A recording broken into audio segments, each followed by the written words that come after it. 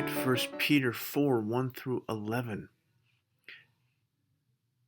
Since, therefore, Christ suffered in the flesh, let's break this down a little bit. Since Christ suffered in the flesh, these are connected. Since Christ suffered in the flesh, therefore, arm yourselves with the same way of thinking. Again, he is providing our foundation, our ground, is the example of Christ. This is since, this is for, this is because this happened, since this happened, therefore arm yourselves in the same way of thinking. Okay, what would this mean? Suffering. Being willing to suffer, knowing that suffering is not the end of us. Okay, now he has another ground. Okay, here's primary one ground, and then there's a secondary grounding, sense, and now for. Almost as if he's saying, therefore arm yourself in the same way of thinking. First reason, Christ suffered. Second reason, for whoever has suffered in the flesh has ceased from sin. What on earth would that mean? Well, Peter just means if you're willing to suffer, then clearly you're not living for yourself anymore, your own self-interest, or as we'll see in a second, your own passions. He doesn't mean you're completely free from sin. He means you're not living with the goal of sin in mind anymore. I'm not on the completely Tom plan. I am off of that plan. If I am willing to suffer, I am on the Jesus plan. I am willing to suffer for him. I am on the others plan. I'm willing to suffer for them. If I'm willing to suffer, then I'm doing it for Jesus and I'm doing it for others, which must mean I am no longer living in sin.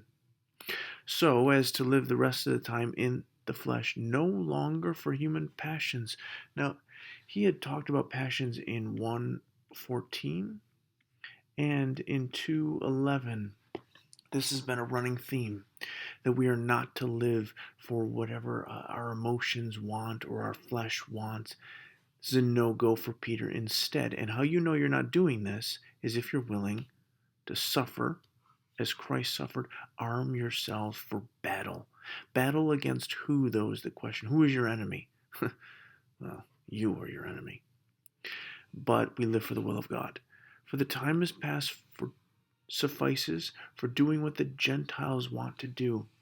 Well, what he means here is any non-Christian. Remember, he had talked about Christians now as part of the Jewish community. We are priests. We are the people of God. We are inheriting Old Testament promises. So by Gentiles, I mean, I'm personally a Gentile, and most likely you are.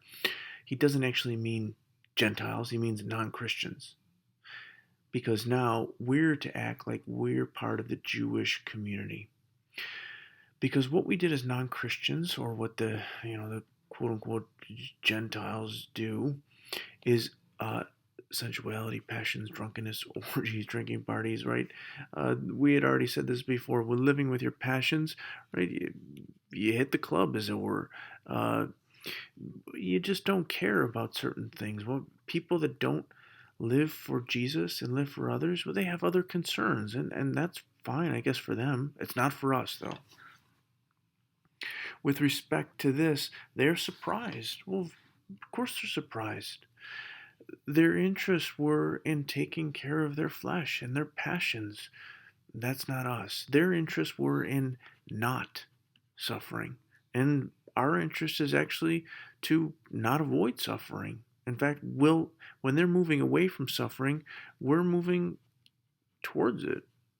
If they're moving away from picking up a cross, well, we're willing to pick it up. Because what do we have to do? Well, there is a day coming when he will judge the living and the dead. We need to be prepared for that. Now he's got this interesting statement here. For this is why the gospel was preached even to those who were dead. Now, what he does not mean in here is the same group of people in 5:19. The dead in 5:19 were the dead spirits that we had seen were referred to in Genesis 6 in the book of Enoch. Demons, That's not what he's talking about here.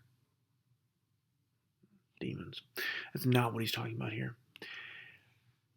The gospel was preached to those who are dead. This is also not a reference to purgatory. So what is it? The gospel was preached to the dead, meaning those who suffered. Those who suffered and died. Looks like, well, you lose. You're defeated. You're not victorious. Well, when Jesus rose from the dead, he preached the gospel in heaven to all those who had died, saying that the cross was not the means of death, but was actually the means of victory. So when he got to heaven, he was able to look at everybody there and go, hey, I was right. And you know what? You were right all along. You were right to suffer. It wasn't the end of you. You were right to suffer. Because though those people, they were judged in the flesh the way people are, that is, they suffered and died, just like anybody, and it looks like they lose, they live in the Spirit the way God does. Well, Peter continues to press this point because, as he had said, the judge is coming. Well, the end of all things is hand. Therefore, self-control, right? Avoiding passions, sober-minded for the sake of your prayers. Well, we can't really, if Jesus was willing to suffer and we're not, then we can't really expect our prayers to be answered. If we're just full of selfish indulgence, and instead, self-controlled, sober-minded means we're willing to face suffering like Christ.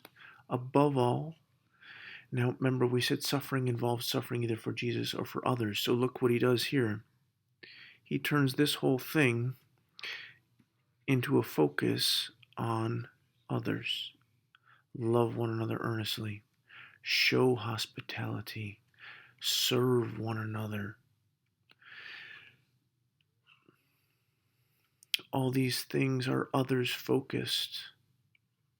And in fact, if you speak, if something comes out of your mouth, let it be as if God himself was speaking. If you serve, let it be as one who is serving through, with, and for God, in order that God may be glorified through Jesus Christ. Now, this whole focus on Jesus and others and the victory, even in despite of suffering, now brings Peter to just, it's like a little hymn, a little praise, a doxology. He just wants to shout. It's his way of shouting, yes, Jesus, it's all true. The cross is victory. People are alive. Death isn't the end. So instead, he just goes, to him belongs glory, dominion forever and ever and ever. Amen. We'll continue and finish the rest of chapter 4 tomorrow.